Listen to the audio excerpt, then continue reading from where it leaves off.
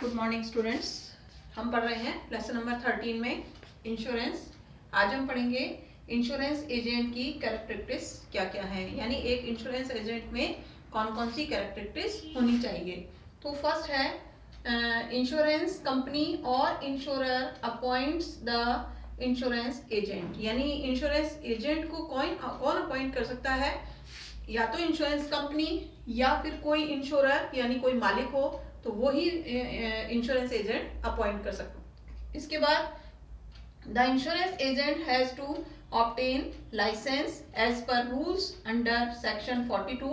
Of insurance act 1938, यानी second उसकी characteristics क्या है कि किसी भी पर्सन को इंश्योरेंस एजेंट अपॉइंट होने के लिए उसमें जो है वो एक लाइसेंस कैपेसिटी होनी जरूरी है, यानी उसको एक लाइसेंस लेना बहुत कंपलसरी है, जो कि सेक्शन 42 जो अपना रूल्स बना हुआ है वो सेक्शन 42 इंश्योरेंस एक्ट में जो दे रखा है उसके अकॉर्डिंग उसको लाइसेंस किस तरीके से मिलेगा, वो लाइसेंस उसको लेना जरूरी है, तभी वो एक इंश्योरेंस एजेंट के रूप में काम कर सकता है। इसके बाद है it is the duty of the agent to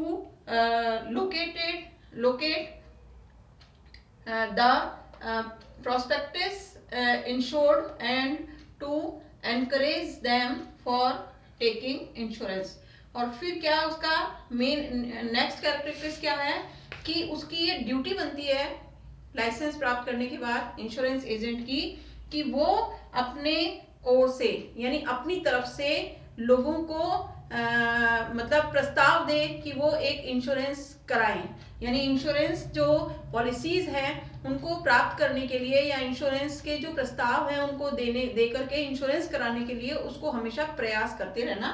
चाहिए। फिर है ही गेट्स कमीशन और रेम्यूनरेशन और बोथ इन कंसीडरेशन, यानी इसको जो इंश्योरेंस एजेंट होता है उसको एजेंट के रूप में जो कार्य कर रहा है उसके बदले क्या मिल रहा है, या तो उसको जो रेम्यूनरेशन मिल रहा है वो किसी अदर तरीके से मिल रहा है या फिर कमीशन के रूप में मिल रहा है, तो ये उसका जो है वो रेम्यूनरेशन है कि उसको किस प्रकार से, यानी ज्यादातर उसको जो रेम्यूनरेशन मिलता है वो कमीशन के रूप में ही मिलता है। इसके बाद हम देखें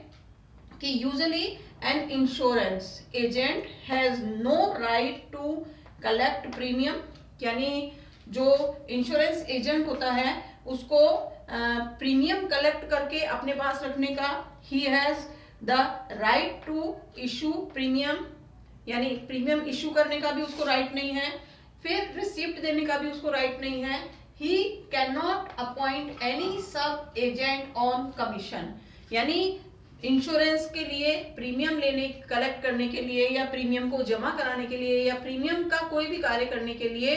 अगर वो एजेंट चाहे तो वो अपनी ओर से किसी भी अदर एजेंट को अपॉइंट नहीं कर सकता, क्योंकि ये रूल्स और रेगुलेशन के खिलाफ है, यानी उसको ये सारा काम क्या करना पड़ेगा, खुद ही करना पड़ेगा। तो ये पांचों जो थी ये आपके इंश्योरेंस एजेंट की कैरेक्टरिस्टिक्स थी। इसके बाद हम देखेंगे कि एक इंश्योरेंस एजेंट बनने के लिए कौन कौन सी उसमें क्वालिफिकेशन होनी चाहिए। तो ये हमारी ज्यादातर जो क्वालिफिकेशन है वो हर एरिया में लागू होती हैं। तो सबसे पहले हम ये देखें कि इंश्योरेंस एजेंट बनने के लिए उसमें क्या क्वालिफिकेशन होनी चाहिए। तो नंबर फर्स्ट है must be an Indian citizen, ये कंपलसरी है कि जो भी व्यक्ति एलआईसी एजेंट या इंश्योरेंस एजेंट के रूप में काम करे वो भारत का नागरिक ही होना चाहिए, यानी एक इंडियन सिटीजन ही होना चाहिए। उसके बाद सेकंड है मस्ट बी अ मेजर। अब क्योंकि हमारे देश के कानून ने 18 साल से कम उम्र के व्यक्तियों को किसी भी प्रकार का कॉन्ट्रैक्ट करने की अथॉरिटी नहीं दी है, इसलिए एक इंश्योरेंस एजेंट बनने के लिए उस व्यक्ति का मेजर होना यानी 18 साल से ऊपर की उम्र का होना जरूरी है। फिर है must be of sound mind, ये हम पहले भी देख चुके हैं कि अनसाउंड माइंड जितने भी हैं जिनको किसी भी तरीके से मेडिकली अनफिट किया गया है, पागल घोषित किया गया है, वो व्यक्ति किसी भी कॉन्ट्रैक्ट करने के योग्य नहीं होते, तो इसलिए एक इंश्योरेंस एजेंट को साउंड माइंड होना भी जरूरी है, तभी वो एक इंश्योरेंस एजेंट बन सकता है। इसके बाद फोर्थ है the he should not be disqualified by any law और कोर्ट, यानी किसी भी कोर्ट के माध्यम से या किसी भी लॉ के माध्यम से उसको किसी भी तरीके से अनफिट या डिस्क्वालीफाई नहीं किया गया हो फॉर फ्रॉड यानी उसने कोई गड़बड़ की हो, कोई फ्रॉड किया हो किसी के साथ, या मिस प्रेजेंटेशन, कोई गलती की हो, और कन्विक्शन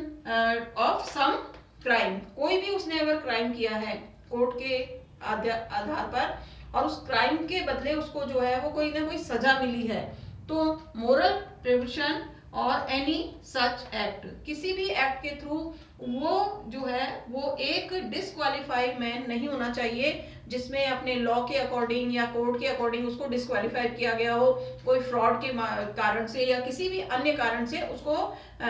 कोर्ट के या हमारे लॉ के अकॉर्डिंग उसको डिस्क्वालीफाइड नहीं किया गया होना चाहिए। ऐसा पर्सन इंश्योरेंस एजेंट बन सकता है। लेकिन इसमें आगे ये भी क्या रखा है कि मान लीजिए किसी व्यक्ति को फ्रॉड के कारण डिस्क्वालीफाई किया गया है और उस डिस्क्वालीफाई के जो उसकी